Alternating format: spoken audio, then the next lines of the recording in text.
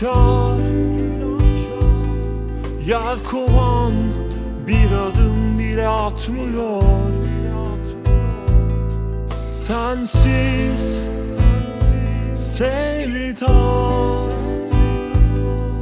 boğazımdan geçmiyor. Yüreğime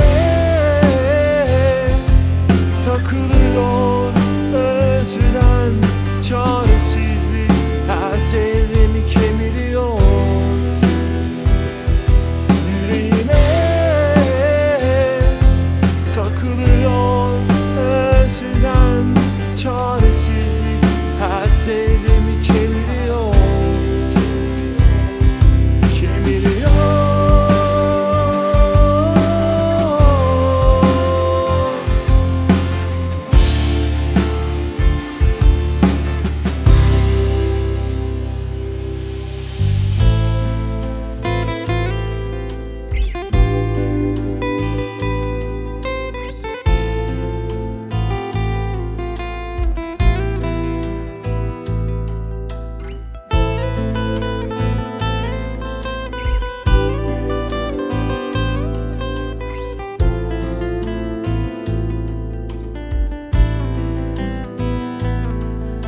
Zaman günahkar,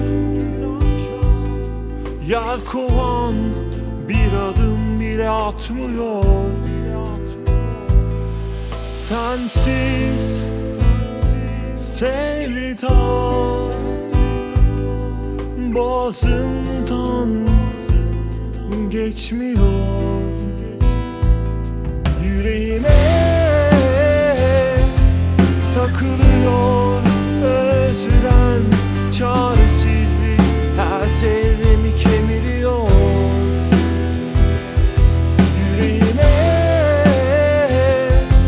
takılıyor özlem, çaresizlik her zerremi kemiriyor.